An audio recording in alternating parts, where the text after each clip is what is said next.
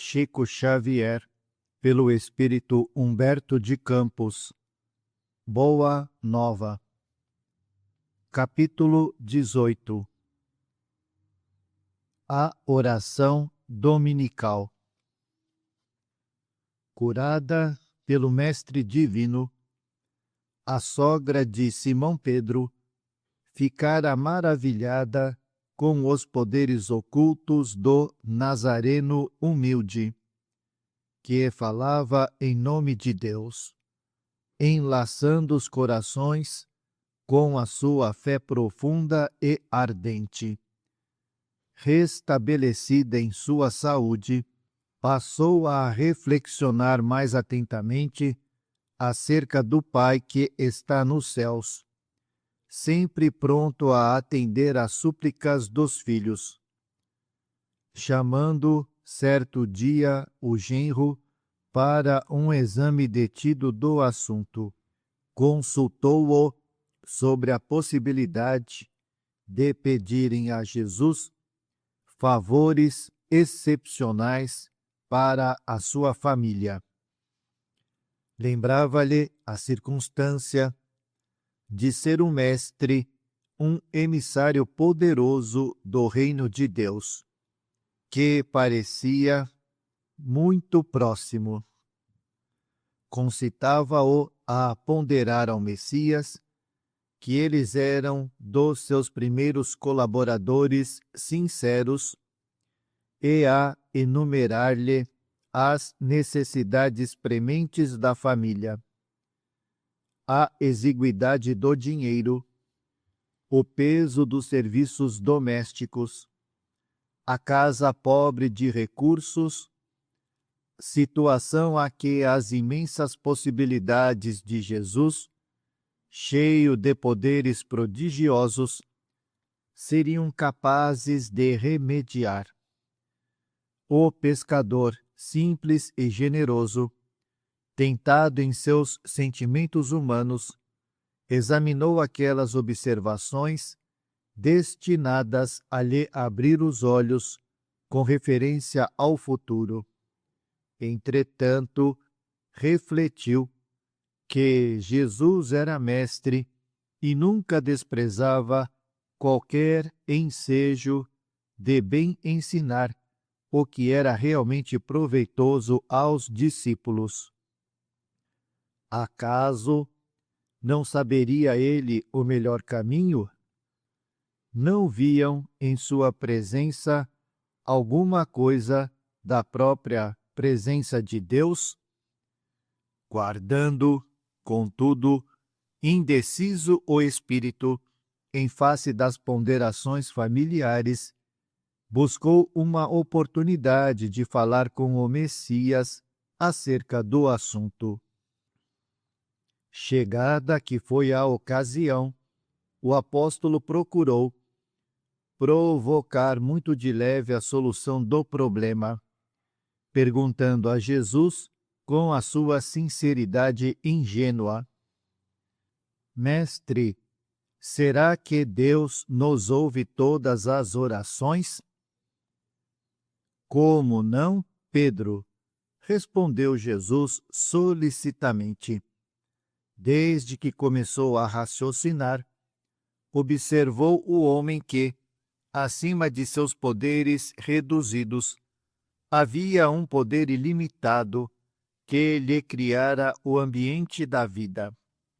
Todas as criaturas nascem com a tendência para o mais alto e experimentam a necessidade de comungar com esse plano elevado, donde o Pai nos acompanha com o seu amor, todo justiça e sabedoria, onde as preces dos homens o procuram sob nomes diversos. Acreditarias, Simão, que, em todos os séculos da vida humana, recorreriam as almas incessantemente a uma porta silenciosa e inflexível, se nenhum resultado obtivessem? Não tenhas dúvida, todas as nossas orações são ouvidas. No entanto, exclamou respeitoso o discípulo, se Deus ouve as súplicas de todos os seres, por que tamanhas diferenças na sorte? Por que razão sou obrigado a pescar para prover a subsistência, quando Levi ganha bom salário no serviço dos impostos com a sabedoria dos livros? Como explicar que Joana disponha de servas numerosas, quando minha mulher é obrigada a plantar e cuidar da nossa horta? Jesus ouviu atento essas suas palavras e retrucou: Pedro, precisamos não esquecer que o mundo pertence a Deus e que todos somos seus servidores. Os trabalhos variam conforme a capacidade do nosso esforço. Hoje pescas, amanhã pregarás a palavra divina do Evangelho. Todo trabalho honesto é de Deus. Quem escreve com a sabedoria dos pergaminhos não é maior do que aquele que traça a leira laboriosa e fértil, com a sabedoria da terra. O escriba sincero, que cuida dos dispositivos da lei, é irmão do lavrador bem-intencionado, que cuida do sustento da vida. Um cultiva as flores do pensamento, outros as do trigal que o Pai protege e abençoa. Achas que uma casa estaria completa sem as mãos abnegadas que lhe varrem os detritos? Se todos os filhos de Deus se dispusessem a cobrar impostos, quem os pagaria? Vês, portanto, que antes de qualquer consideração é preciso santificar todo o trabalho útil, como quem sabe que o mundo é morada de Deus. Já pensaste que, se a tua esposa cuida das plantas de tua horta, Joana de Cusa educa as suas servas? A qual das duas cabe responsabilidade maior?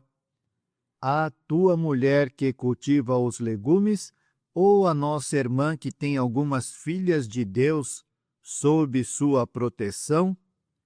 Quem poderá garantir que Joana terá essa responsabilidade por toda a vida?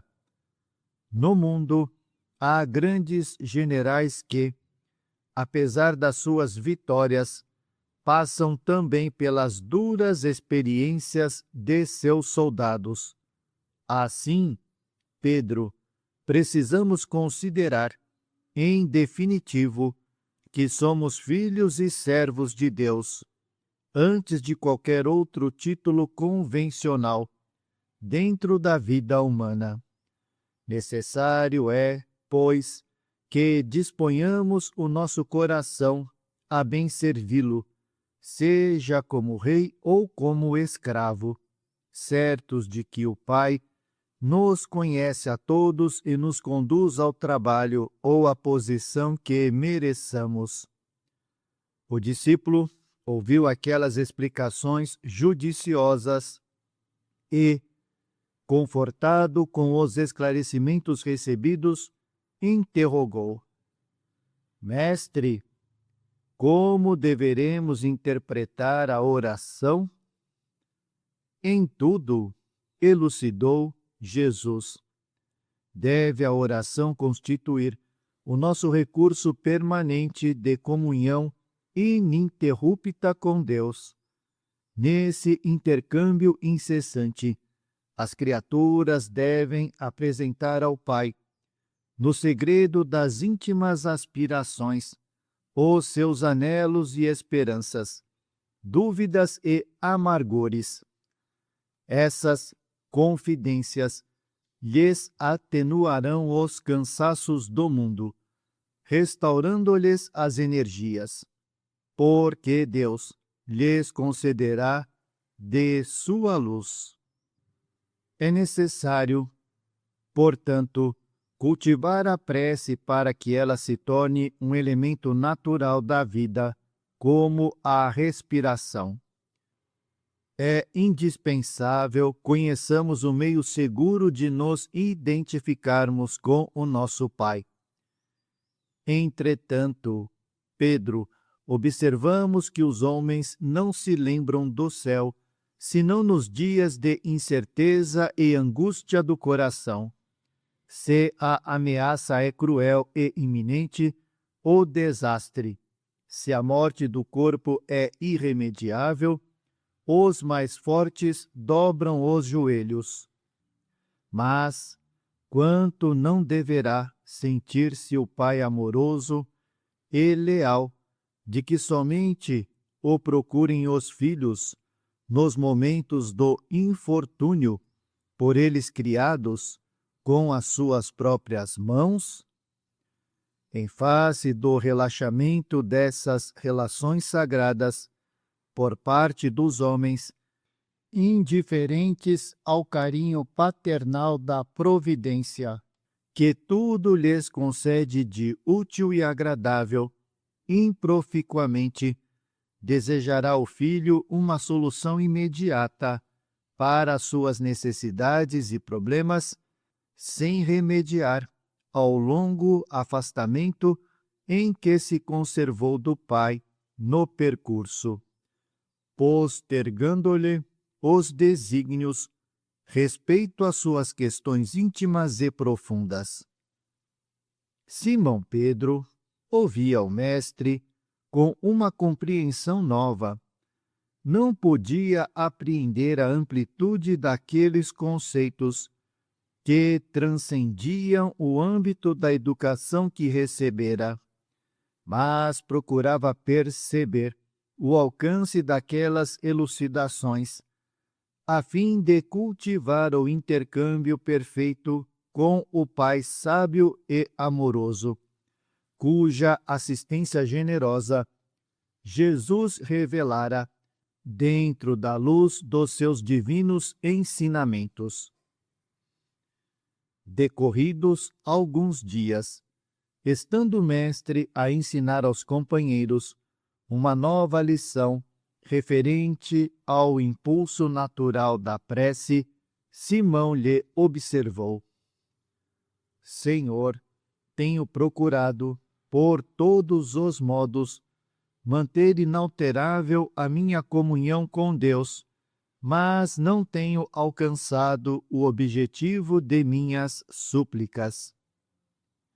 E que tens pedido a Deus? Interrogou o Mestre, sem se perturbar. Tenho implorado a sua bondade que aplane os meus caminhos com a solução de certos problemas materiais. Jesus contemplou longamente o discípulo, como se examinasse a fragilidade dos elementos intelectuais de que podia dispor para a realização da obra evangélica. Contudo, evidenciando mais uma vez o seu profundo amor e boa vontade, esclareceu com brandura e convicção: Pedro, enquanto orares pedindo ao Pai a satisfação de teus desejos e caprichos, é possível que te retires da prece inquieto e desalentado, mas, sempre que solicitares as bênçãos de Deus, a fim de compreenderes a sua vontade justa e sábia, a teu respeito, receberás pela oração os bens divinos do consolo e da paz. O apóstolo guardou silêncio, demonstrando haver, afinal, compreendido. Um dos filhos de Alfeu, porém, reconhecendo que o assunto interessava sobremaneira a pequena comunidade ali reunida, adiantou-se para Jesus pedindo: Senhor, ensina-nos a orar. Dispondo-os, então, em círculo e como se mergulhasse o pensamento num invisível oceano de luz, o Messias pronunciou, pela primeira vez, a oração que legaria à humanidade.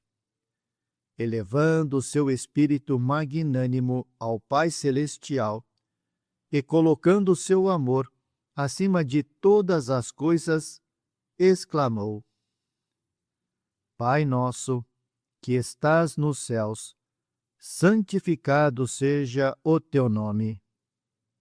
E, ponderando que a redenção da criatura nunca se poderá efetuar sem a misericórdia do Criador, considerada a imensa bagagem das imperfeições humanas, continuou: Venha a nós o teu reino.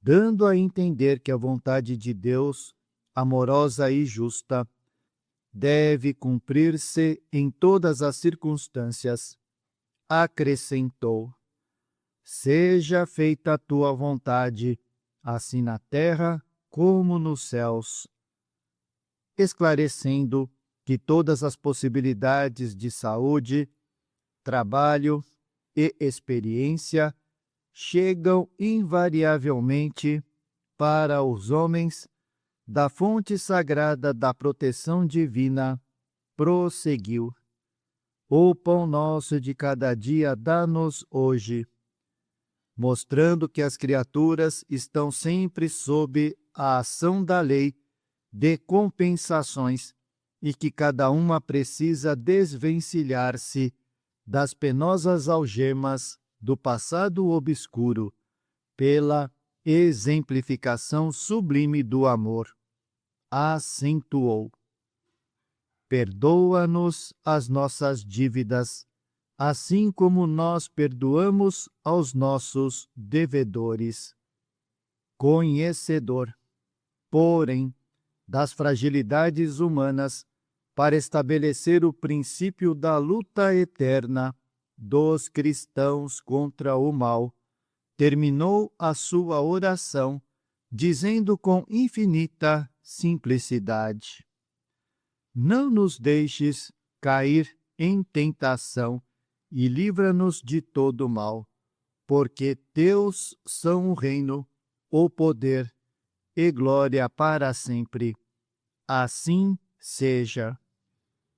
Levi, o mais intelectual dos discípulos, tomou nota das sagradas palavras para que a prece do Senhor fosse guardada em seus corações humildes e simples.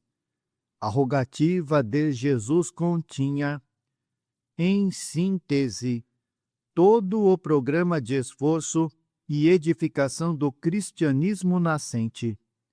Desde aquele dia memorável, a oração singela de Jesus se espalhou como um perfume dos céus pelo mundo inteiro.